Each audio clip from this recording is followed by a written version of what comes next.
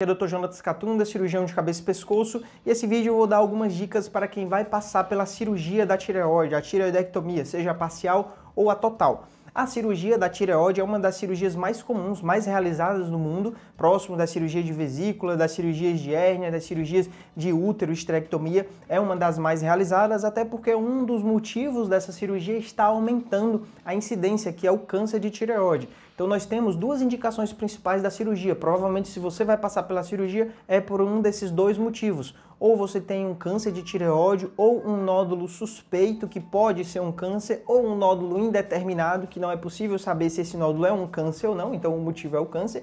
E o outro principal motivo é o bócio, uma tireoide muito grande, um nódulo com 3, 4, 5 centímetros, ou uma tireoide com um volume acima de 30, geralmente causando sintomas. Então são esses os dois principais motivos. Entra também o hipertireoidismo, a tireoide que decidiu trabalhar demais e já foram feitos vários exames, vários tratamentos e não resolveu, então vai passar pela cirurgia.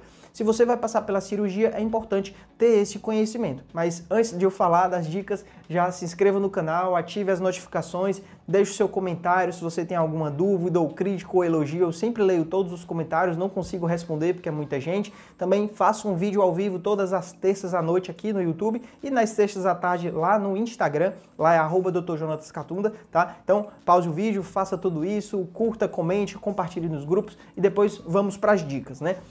Essa cirurgia é uma cirurgia relativamente simples do ponto de vista do paciente. Tecnicamente, é uma cirurgia complexa, nós temos que ter muito cuidado com várias estruturas anatômicas que estão lá muito perto da tireoide, mas do ponto de vista do paciente funciona da seguinte forma: você vai dormir, né, vai deitar na mesa de cirurgia, o anestesista vai fazer um remédio, você vai dormir, vai estar anestesiado, não vai sentir nada.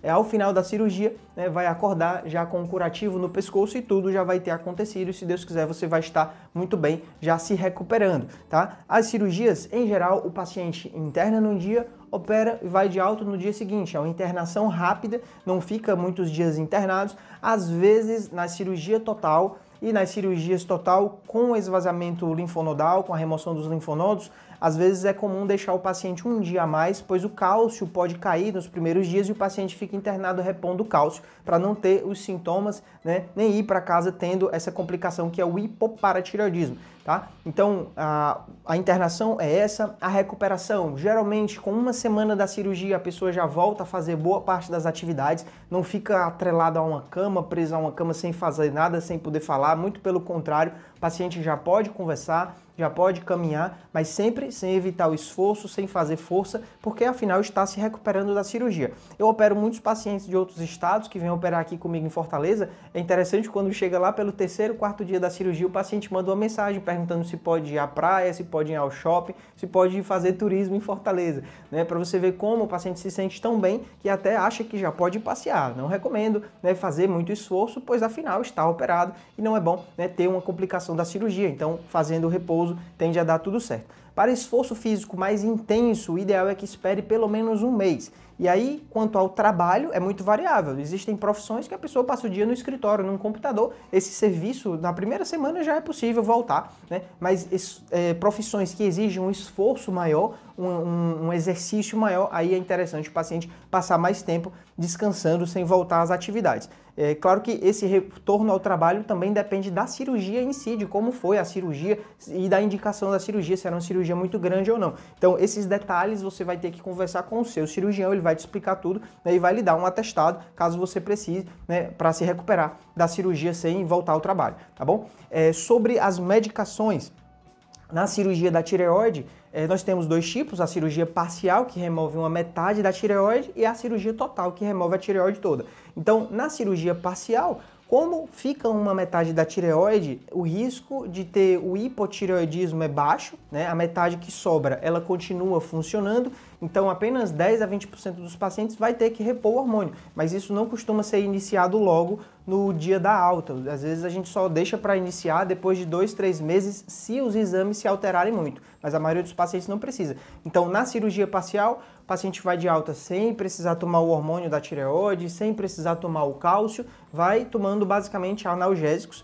Eu costumo deixar 2 analgésicos, um analgésico comum, como dipirona, paracetamol, e um anti-inflamatório. E essas medicações eu mantenho apenas por uns 5 dias. A maioria dos pacientes com 5 dias já não sente mais dor dessa cirurgia. É uma cirurgia que dói muito pouco, mas dor é muito subjetiva. Alguns pacientes sentem mais dor do que isso e aí precisa manter por mais tempo ou aumentar mais um terceiro medicamento para aliviar a dor. Isso sempre converse com o seu médico. Se a minha conduta não deve ser extrapolada como a forma correta, é a forma como eu trabalho. Na cirurgia total, o paciente usa, além das medicações para dor, usa o hormônio da tireoide, que eu já começo no primeiro dia após a cirurgia, com uma dose mais ou menos de acordo com o peso do paciente. Se o paciente não tinha hipotireoidismo, não usava hormônio, a gente calcula uma dose de 1,5 micrograma por quilo de peso. Então, para uma pessoa de 70 quilos, geralmente dá 100 microgramas, é a dose que a gente começa na maioria dos pacientes, é uma dose média, né? E aí vai mantendo essa dose até repetir os exames para ver como ficou o TSH. Se o TSH ficou bom, é porque é essa dose. Se o TSH ficou baixo, é porque a dose está alta e você tem que reduzir a dose. Se o TSH ficou alto, é porque essa dose ainda não está satisfatória e precisa aumentar a dose. E a outra medicação, da cirurgia total é o cálcio, a reposição de cálcio. Então, o hipoparatireoidismo é uma das principais complicações, as mais comuns complicações da cirurgia total. Na cirurgia parcial é raro porque você só mexeu em um lado. Na cirurgia total, todas as glândulas paratireoides podem ter sido manipuladas e por conta disso elas param de funcionar e quando essa glândula paratireoide para de funcionar, cai o PTH e logo em seguida cai o cálcio.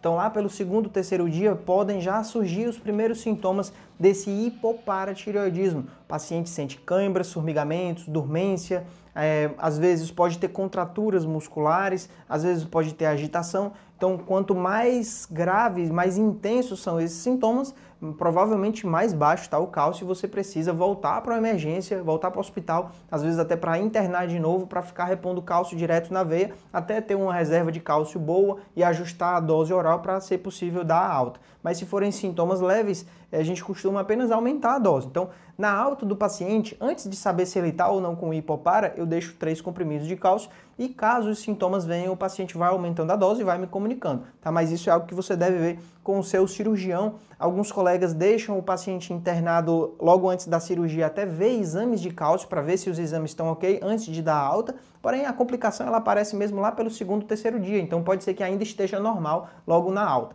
Tá? Então, fazendo esses 3 comprimidos, pode até ser que o paciente tenha o hipopara, mas não sinta nada porque está tomando esses 3 comprimidos de cálcio. Então, meio que protege de ter os sintomas nas formas mais leves de hipopara, tá bom? Isso é algo que vai sendo avaliado depois da cirurgia ao longo do tempo, através dos exames. Lá na frente, estando tudo bem, pode ser reduzida essa dose de cálcio e deixar só um para o resto da vida. Outra complicação da cirurgia que pode surgir e é bem conhecida é a alteração na voz. A rouquidão, a voz soprosa, ela pode surgir porque próximo da tireoide nós temos os nervos responsáveis pela laringe, pela inervação das pregas vocais, a movimentação das pregas vocais. E se a cirurgia é parcial, mexe só de um lado, se a cirurgia total, mexe nas 2 pregas vocais, então aumenta a chance de ter algum grau de rouquidão. Mas na maioria dos pacientes a chance é baixa, a maioria dos pacientes não tem essa alteração. Em algumas pessoas, por conta da profissão, a voz é algo muito importante. Uma pessoa que trabalha, um cantor, uma cantora, professora, advogado, essas profissões que a pessoa precisa da voz como instrumento de trabalho, o cuidado com a cirurgia, com o nervo, ele é extremo, porque pode acabar prejudicando não só a saúde, mas também a carreira, a profissão daquela pessoa. Então é um ponto importante na cirurgia da tireoide ter cuidado com esse nervo da voz. Nas primeiras horas após a cirurgia, quando o paciente acorda, é comum ter um certo grau de rouquidão por conta pela própria intubação, mas à medida que o tempo vai passando, a voz vai voltando ao normal. Se chegou em 7 dias da cirurgia e a voz ainda não está boa, nesse caso é recomendado fazer um exame de laringoscopia para avaliar como ficaram essas pregas vocais. E caso realmente tenha uma paralisia, encaminhar o paciente para fono. Na minha equipe, eu costumo já mandar o paciente para fono antes da cirurgia para ter uma avaliação e ter várias orientações. Na alta, a fonoaudióloga da minha equipe passa comigo, a doutora Cláudia é excelente, já passa comigo, já vê o paciente junto comigo, faz também alguns tratamentos, a bandagem, o laser, e com 3, 4 dias da cirurgia o paciente retorna para fono também para ela ouvir a voz de novo e ver se tem algum grau de alteração ou não para iniciar os exercícios para reabilitar o paciente mais rápido. Tá? A maioria dos pacientes não tem isso, mas quanto maior é a cirurgia, quanto maior é o bócio, ou se é um câncer, se teve esvaziamento, quanto mais manipulação, maior o risco de ter complicações tanto das paratireoides como da voz, tá certo? Mas, resumindo, a maioria dos pacientes tem uma recuperação muito boa, o índice de complicações é baixo, não deixe o medo de impedir de operar, porque até se você tem um problema que já tem indicação de cirurgia, uma tireoide grande, e você adia isso por conta do medo, quanto mais esse tempo passa e a sua tireoide cresce e a sua saúde piora, porque à medida que a gente envelhece, a nossa saúde ela vai se deteriorando, né? Então, essa cirurgia que hoje ela tem uma certa complexidade, no futuro vai ser ainda mais complexo, mais difícil, o risco de ter complicações pode ser maior. Então, tente ver isso como uma forma de resolver logo o problema, procure bons cirurgiões, bons médicos para sua equipe, para cuidar de você, que tenho certeza que fazendo todo o preparo tende a dar tudo certo, tá? Então, aqui são algumas dicas mais comuns, as dúvidas mais frequentes dos pacientes que vão passar pela cirurgia da tireoide. Aqui no canal tem vários outros vídeos abordando todos esses temas, todos os exames pré-operatórios, como deve ser feito esse preparo, como são os primeiros dias, tá? Então, sugiro que você procure aqui nos vídeos e veja todos esses outros vídeos. Sugiro também que você compartilhe esse vídeo com os seus parentes e amigos e que estão lhe acompanhando nesse processo. Agora que você sabe que vai ter que operar, é importante outras pessoas também saberem como vai ser os seus primeiros dias lá para ajudar no cuidado. Então, mande esse vídeo, o link nos grupos de WhatsApp para as outras pessoas, tá bom? Também te convido a assistir alguma das minhas lives todas as terças à noite, entro ao vivo aqui no YouTube, nas sextas à tarde entro ao vivo lá no Instagram, tá bom? É isso, muito obrigado por assistir e até o próximo vídeo.